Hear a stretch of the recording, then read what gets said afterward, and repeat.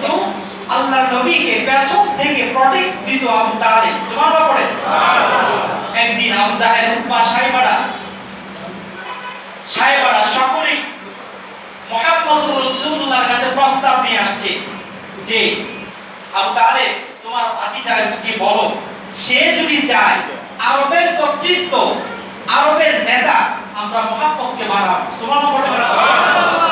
মুহাম্মদুর রাসূলুল্লাহ যদি চায় আরবের সর্বশ্রেষ্ঠ সুন্দরীকে বিয়ে করতে আমরা তাও করে দেব। সুবহানাল্লাহ। মুহাম্মদুর রাসূলুল্লাহ যদি অঢের সম্পত্তি চায়, আমাদের সম্পত্তি সব এর মালিক মুহাম্মদকে বানায় দেব, তবে শর্ত হচ্ছে একটা, মুহাম্মদুর রাসূলুল্লাহ এক আল্লাহর দাওয়াত দিতে পারবে না। বলেন নাউযুবিল্লাহ।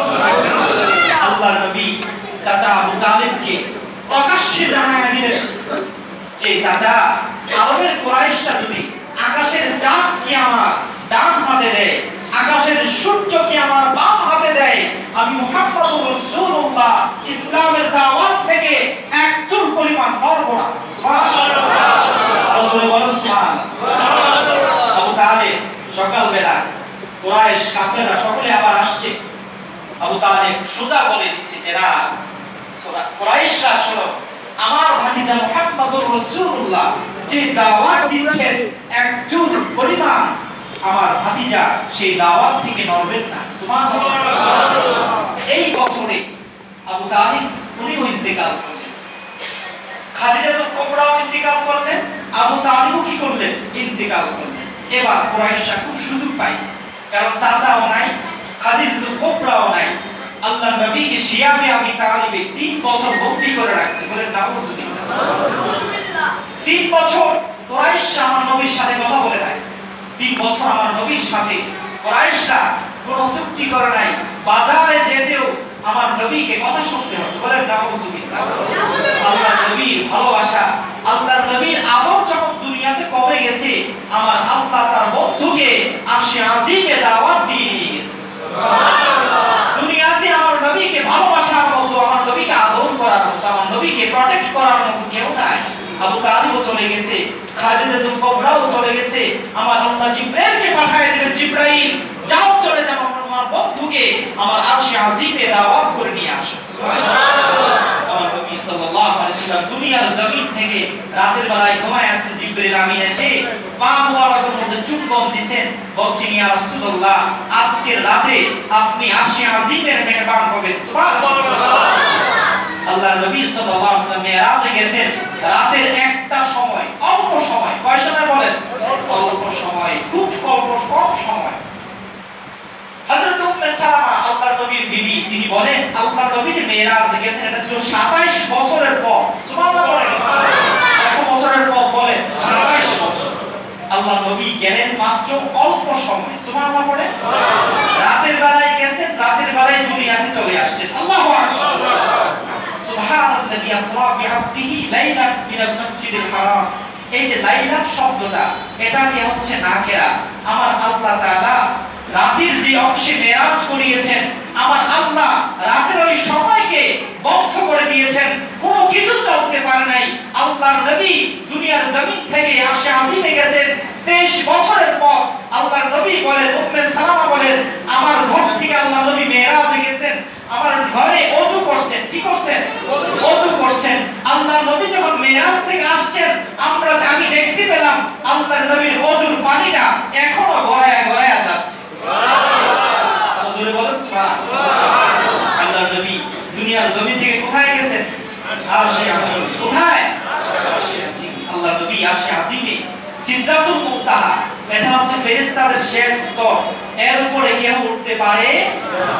আমার নবী সাল্লাল্লাহু আলাইহি ওয়াসাল্লাম আরশে আজিমে গেছেন, দুনিয়ার যে জুতা মোবারক আমার নবীর পায়ে ছিল, ওই জুতা নিয়েই আল্লাহর নবী আরশে গেছেন। সুবহানাল্লাহ।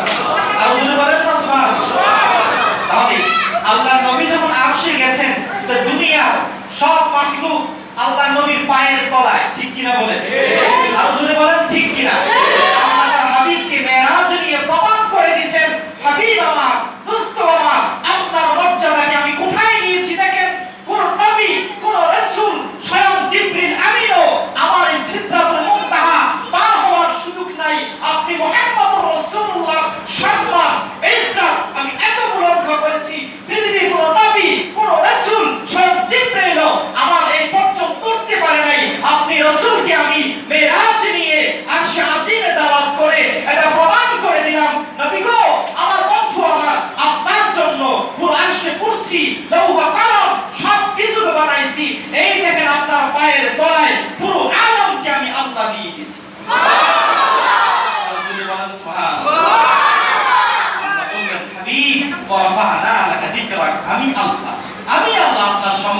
করেছি, বুলন্দ করেছি, আপনার আলোচনাকে সুউচ্চ করেছি। বলেন সুবহানাল্লাহ।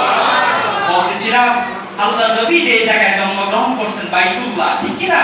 এই বাইতুল্লাহ দুনিয়ার জমিন থেকে 188 মিটার উঁচা। সুবহানাল্লাহ।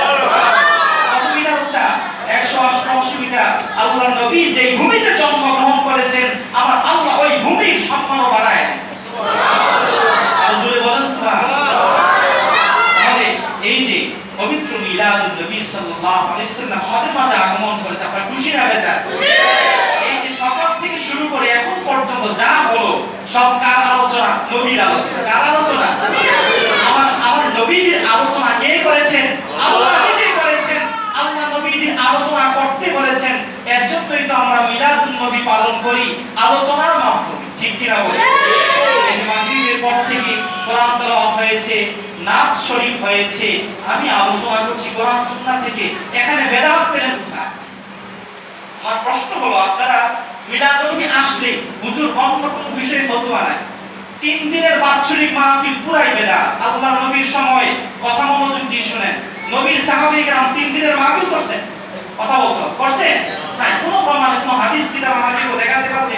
1 লক্ষ টাকা পুরস্কার। আল্লাহর নবীর সাহাবী کرام 3 দিনের মাহফিল করছেন প্রত্যেক বছরে, প্রমাণ নাই। তাবলীগের চিল্লায় 40 দিন গেছেন, কেউ প্রমাণ দিতে পারবে না। ইজতিমায় 10 দিন গেছেন, প্রমাণ নাই। এগুলোতে বেদাত খুঁজে না, মিলাদুন নবী আসলে আনে বেদাত। আপনারা এগুলোতে বেদাত খুঁজেন না, নবীর আলোচনা আমরা করি, এই যে আলোচনা কোরআন থেকে করছি, এখানে ফাঁস করে ফতোয়া একটা মেরে দিছে যে বেদাত, ঈদে মিলাদুন নবী এগুলো পাইছেন কোথায়? নাউজুবিল্লাহ। এই দেখছেন আমার হাতে কিতাব দালাইলুন নবুওয়াহ, এটা মিশর থেকে আমি আনিয়েছি। আলহামদুলিল্লাহ পড়েন। আলহামদুলিল্লাহ। কোথায় কিতাব? এটা বাংলাদেশের কোনো কিতাব না, এই যে লেখা আছে এখানে দারুল হাদিস আল কাহিরা, মিশরের কিতাব।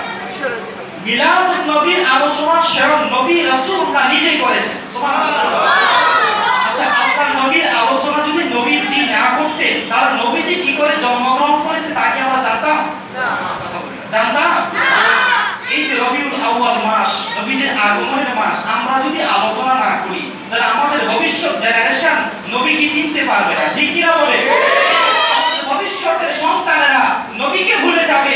এই যে কাফের মুশরিক নাস্তিক হয়ে যাচ্ছে, এর জন্য এদেশের মাটিতে ঘরে ঘরে মিলাদুন নবী হতো, ঘরে ঘরে নবীর আলোচনা হতো। আমরা দিন দিন ফতোয়া দিয়ে আমাদের ছেলেদেরকে রাসূলুল্লাহর মিলাদ থেকে সরায়া দিয়া নাস্তিকতার থেকে তুলে দিচ্ছি, ঠিক কি না বলে? আমরাও দায়ী। এদেশের ঘরে ঘরে মিলাদ হতো, ঠিক কি না বলে? মানুষ কিছু হলেই একটা বাড়ি উদ্বোধন করবে, মিলাদ শরীফ, ঠিক কি না? একটা গাড়ি নতুন কিনছে, হুজুর একটু দোয়া করেন, ঘরে একটু মিলাদ পড়ে দেন, নতুন একটা গাড়ি কিনছি, ঠিক কি না? হুজুর আমার দোকানটা নতুন করছি, একটু দোয়া করে দেন, একটু মিলাদ পড়ায়া দেন, ঠিক কি না? তখন কি বরকত কম ছিল না বেশি ছিল? বেশি ছিল কিনা? আজকে যে আমার মিলাদুন নবীর আলোচনা, রাসূলের আলোচনা, ঠিক কি না? এই যে ছোট বাবারা আমার এসেছে, তারা নবীজির কথা শুনতেছে, ভালো লাগতেছে না? তাদের হৃদয়ের মধ্যে রাসূলুল্লাহর ভালোবাসা জাগতেছে, ঠিক কি না? এই ফতোয়া দিয়ে এই যুবকদেরকে কি রবি ঠাকুরের গল্প শোনাবো নাকি? হ্যাঁ, ওই যুবকেরা ইসলাম থেকে দূরে চলে যাবে। এজন্যই মিলাদুন নবীর আলোচনা দরকার আছে না নাই? এই যে দেখতে পাচ্ছেন, এই যে কিতাব, এটা বৈরুত লেবানন থেকে আনিয়েছি আমি। এটা বাংলাদেশের কোনো কিতাব না। কোথা থেকে? বৈরুত লেবানন থেকে। এটা লিখছে জালালউদ্দিন সুয়ুতী রাহমাতুল্লাহ আলাইহি, শাফি মাযহাবের অনেক বড় মুহাদ্দিস। তাফসীরে জালালাইন যিনি লিখছেন, তাফসীরে জালালাইন নাম শুনছেন না? তাফসীরে জালালাইন, উনি লিখছেন এই কিতাবটা মিলাদুন নবীর উপরে লিখছেন যে মিলাদুন নবী উত্তম আমল, যে ব্যক্তি মিলাদুন নবী করবে সে উত্তম আমল করবে। ওনারা এত বড় মুহাদ্দিস, এত বড় মুফাসসির, ওনারা মিলাদুন নবীতে বেদাত খুঁজে পাইলেন না, আপনি আইসেই পাতালে ফতোয়া একটা মারেন মিলাদুন নবী বেদাত। আচ্ছা, এবার আসলে কিছু প্রশ্ন উত্তর আপনাদের জানা লাগবে। প্রথম প্রশ্ন, হুজুর মিলাদুন নবীর অর্থ? মিলাদুন নবীর অর্থ নবীজির জন্ম। মিলাদ মানে জন্ম, আর নবী মানে নবীজি। তো মিলাদুন নবীর অর্থ কি? নবীজির জন্ম। তো মিলাদ নবীর আলোচনা হচ্ছে রাসূলুল্লাহর জন্মদিনের আলোচনা। কার আলোচনা বলে? এবার হুজুর আমরা বুঝলাম মিলাদুন নবীর আলোচনা হাদিসে আছে আর কোরআনেও আছে। তো ঈদ পাইলেন কোথায়? বছর তো ঈদ দুইটা, কয়টা? দুইটা। এটা আবার কোন ঈদ? প্রশ্ন আছে কিনা? আছে। প্রশ্ন আছে কিনা? আছে। আবার হুজুর ঈদ তো বলেন, আবার বলেন বড় ঈদ, ঠিক কিনা? এত বড় বেদাত, এত বড় ফিতনা, এগুলো এই ভণ্ডামি পাইছেন কোথায়? আমি আমার কানে এক সপ্তাহ ধরে আসতেছে, কিন্তু আল্লাহ বান্দা আমার সামনে তো আসে না, আসলে কোরআন হাদিস থেকে দেখায় দূর থেকে না বলে আমি ছোট মানুষটার সাথে দেখা করবে, হুজুর এটা পাইলেন কই একটু বুঝাইয়া দেন, ঠিক কিনা? দেখুন মনোযোগ দিয়ে শুনেন। সুনান ইবনে মাজাহ হাদিসে প্রসিদ্ধ 6টা কিতাবের একটা সুনান ইবনে মাজাহ। আপনারা সিয়া সিত্তার কথা শুনেন না? মনোযোগ, এই বাচ্চাদেরকে কম শুনতে হবে। এই মনোযোগ দিয়ে শুনেন। সিয়া সিত্তা হাদিসের বিশুদ্ধ 6টা কিতাব, তার মধ্যে একটা নাম ইবনে মাজাহ। নাম কি বলেন? ইবনে মাজাহ। ইবনে মাজাহ শরীফের 1084 নম্বর হাদিস। কত নম্বর হাদিস? 1084 নম্বর হাদিস সহিহ, কোনো মাউজু বা বানাওয়াট না। আল্লাহ নবী বলছেন যে ইন্না ইয়াউমাল জুমআ সাইয়্যিদুল আইয়াম ওয়া আযযামুহা ইনদাল্লাহ মিন ইয়াউমিল ফিত্র ওয়া ইয়াউমিল আযহা। আল্লাহু আকবার বলেন। আল্লাহ নবী বলতেছেন সুনান ইবনে মাজাহ 1084 নম্বর হাদিস। নবীজি বলতেছেন জুমার দিন অন্য সকল দিন থেকে দামি। সুবহানাল্লাহ পড়েন। শুধু দামি না, ওহু আযযামু, এটা আল্লাহর কাছে সবচেয়ে বড় ঈদ জুমার দিনের ঈদ। কোন দিনের ঈদ? জুমার দিনের। কেমন দামি? মিন ইয়াউমিল আযহা ওয়া ইয়াউমিল ফিতর, ঈদুল আযহা ঈদুল ফিতর থেকেও জুমার দিনের ঈদ সবচেয়ে বড় ঈদ। সুবহানাল্লাহ। এটা আমার কথা? আমার কথা না। ইবনে মাজাহ 1084 নম্বর হাদিস। আমার কথা বিশ্বাস না হলে আপনারা কথা বলেন, মাদ্রাসায় হুজুরের কাছে প্রশ্ন করবেন, হুজুর আমাদের হুজুর তো বলতেছে জুমার দিন বছরের 2 ঈদ থেকে বড় ঈদ। এটা আমার কথা না, আমি হাদিস শোনালাম আপনাদেরকে, চাপা মারতেছি না। হাদিস শোনালাম। কি শোনালাম? হাদিস শোনালাম।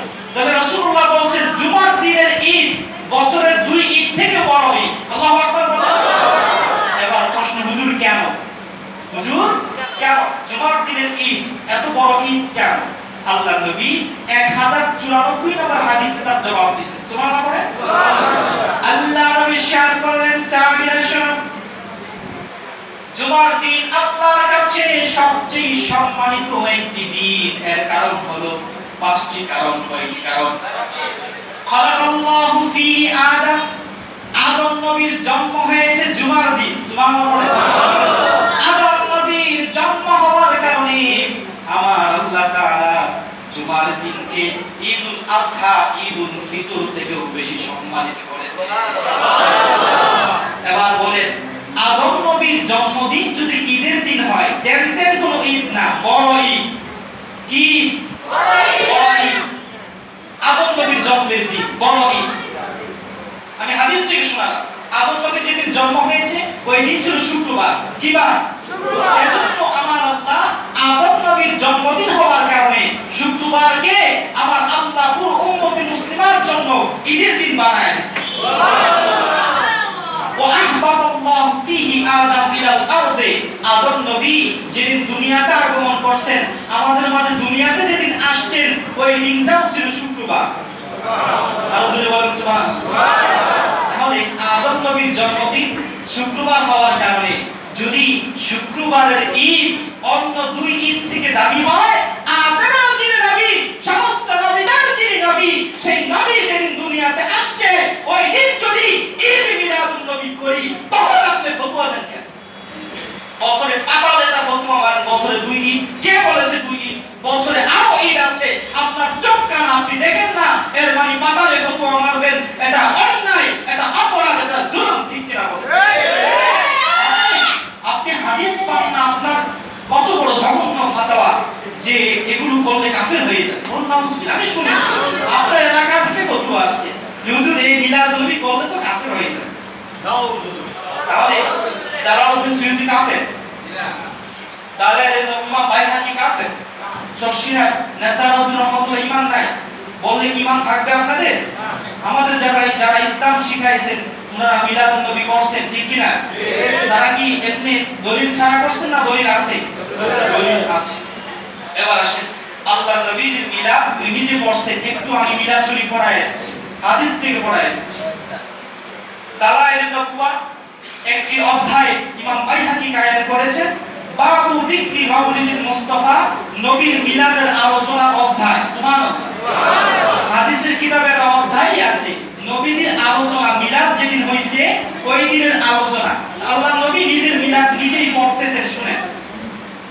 আল্লাহর নবী একদিন সাহাবীদেরকে ডেকেছেন, সাহাবায়ে কেরামকে ডেকে বলতেছেন, সাহাবিয়া শোনো, ইন্নী আব্দুল্লাহ, আমি হচ্ছি আল্লাহর বান্দা, ওয়া খাতামুন নাবিয়্যিন, নবীদের শেষ, তখন থেকে ওয়া ইন্না আদামা লামুজাদিলুন ফি দীনাতিহি, যখন আল্লাহ আদমকে এখনো বানান নাই, আদমকে বানানোর জন্য মাটি পানি একসাথে গলিতা করতেছেন, আমি মুহাম্মদুর রাসূলুল্লাহ তখন থেকে শেষ নবী।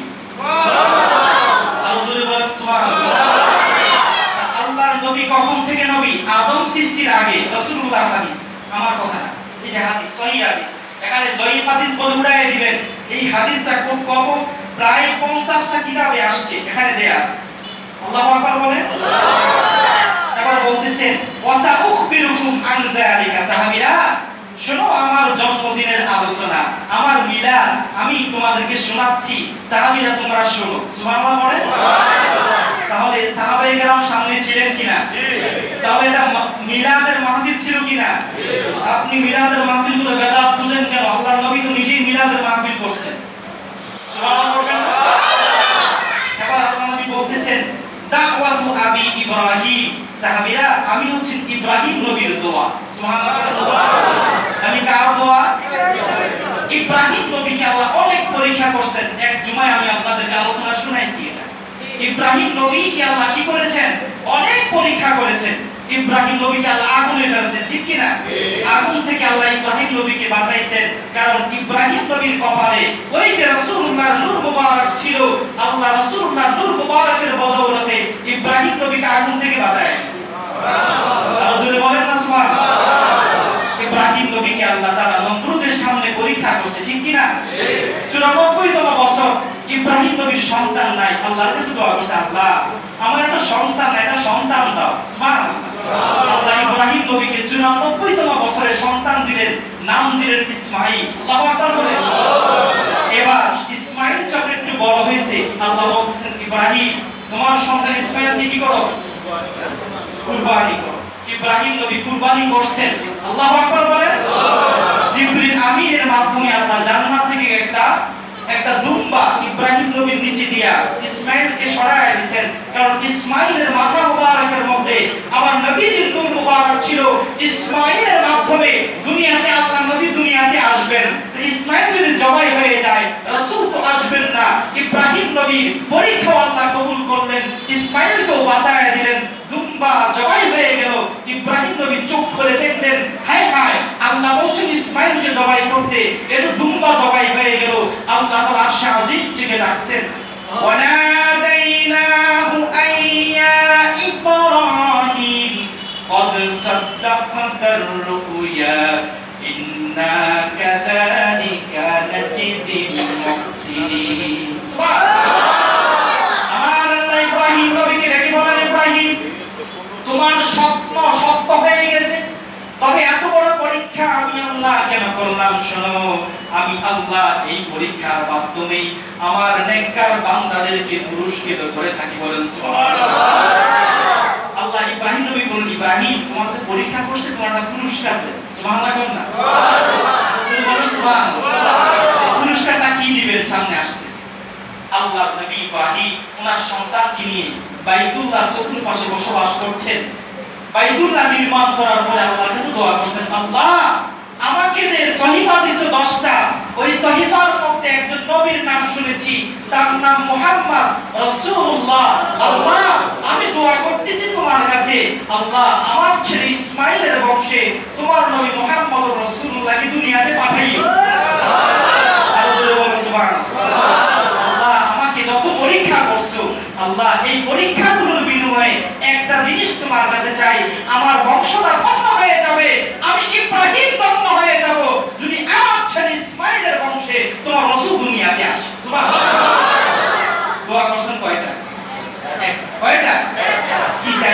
বংশের মধ্যে কে আসল? আল্লাহ নবীর জন্মটা কোথায় হয়? ইসমাইলের বংশে। আল কোরআন থেকে বললাম, এই যে নবীর জন্মদিনের আলোচনা কোরআনেই আছে, ঠিক কি না? তোমার চোখের কালা চশমা সরাও, এই কালা চশমা দিয়া মিলাদুন নবী কোরআনে খুঁজে পাবে না। চশমা পাল্টাও, দেখবা মিলাদুন নবী কোরআনে আছে, হাদিসেও আছে, ঠিক কি না? চশমা পাল্টাতে হবে। সবুজ চশমা পরে যদি ঘরের কাছে যায়, হলুদের কাছে যায়, হলুদটাকেও সবুজ দেখা যায়, ঠিক কি না? চোখের কি সরানো লাগবে? চশমা সরানো লাগবে। রাসূলুল্লাহ ইশক মুহাব্বত এই হৃদয়ের মধ্যে যদি জায়গা দাও, তাহলে তুমি সব জায়গায় মিলাদুন নবী পাবা, ঠিক কি না? তাহলে আল্লাহর নবী দোয়া সাহাবীদেরকে মিলাদুন নবী পড়াইতেছেন। সাহাবীরা, আমি হচ্ছি ইব্রাহিম নবীর দোয়া, সুবহানাল্লাহ বলেন। ইব্রাহিম নবী যে দোয়া করছে, আমি ইসমাইলের বংশেই দুনিয়াতে আসছি, সুবহানাল্লাহ। এবার আল্লাহ নবী বলতেছেন, অবিশারাতু ঈসা আলাইহিস সালাতু ওয়াস সালাম বি, আমি হচ্ছি ঈসা নবীর শুভ সংবাদ। ঈসা নবী শুভ সংবাদ। ঈসা আলাইহিস সালাতু ওয়াস সালাম, আল্লাহ নবী আসবেন, ওনার কিতাবেও তাওরাতেও ছিল। আল্লাহু আকবার বলেন। ঈসা নবী বারবার চাইতেন, আল্লাহ আল্লাহুম্মা জাআলনি উম্মাতা মুহাম্মদ, আল্লাহ তুমি আমি ঈসাকে রাসূলুল্লাহ উম্মত বানায়। সুবহানাল্লাহ। আর জোরে বলেন সুবহানাল্লাহ। আল্লাহ নবী ঈসা আল্লাহর কাছে বারবার দোয়া করতেন, আল্লাহ তুমি যদি আমাকে নবী না বানাইয়া মুহাম্মদুর রাসূলুল্লাহ উম্মতে ধন্য করতা, তাহলে আমি ঈসার জীবনটা ধন্য হবে। আল্লাহ ঈসা নবীর দোয়া কবুল করছেন, সুবহানাল্লাহ পড়েন। আল ফিকহুল আকবার 219 নম্বর পৃষ্ঠা ইমাম আযম আবু হানিফা লিখেছেন, ফায়ানজিলু ঈসা আলাইহিস সালাতু ওয়াস সালাম ফি মিরারাতি শারকিয়াতি ফি দিমাশকি শাম, কিয়ামতের আগে ঈসা নবী শাম দেশের পূর্ব দিকের মিনারায় দুনিয়াতে নামবেন, সুবহানাল্লাহ। আল্লাহ নবী ঈসার দোয়া আল্লাহ কবুল করছেন। জিন্দা ঈসা নবীকে আল্লাহ প্রথম আসমানে ওয়াইটিং এ রাখছেন। আল্লাহু আকবার বলেন। ঈসা আলাইহিস সালাম দুনিয়াতে যখন দাজ্জাল চলে আসবে, ইমাম মাহদী চলে আসবে, ইমাম মাহদী ফিলিস্তিনের দামেস্কের জামে মসজিদের মধ্যে থাকবেন। আসরের আযান হয়ে যাবে, মানুষ বলবে, মাহদী নামাজ পড়াও না কেন? ইমাম মাহদী বলবে, ও আমার মুসল্লিরা শোনো, আজকে আমাদের মসজিদের পূর্ব দিকের মিনারায় ঈসা আলাইহিস সালাম নামবেন, সুবহানাল্লাহ। সকলে আনন্দে আত্মহারা দৌড়ে মসজিদ থেকে বের হয়ে দেখবেন আল্লাহর নবী ঈসা প্রথম আসমান থেকে এই মসজিদের পূর্ব দিকের মিনারায় নেমে আসে, সুবহানাল্লাহ। মানুষগুলো দৌড়ে আগে ইস্তেকবাল দিয়া ঈসা নবীকে মসজিদে নিয়ে আসবে। আল্লাহর নবী ঈসাকে ইমাম মাহদী বলবেন, হুজুর আপনি আসছেন, যান আসরের নামাজের ইমামতি করেন। আল্লাহু আকবার।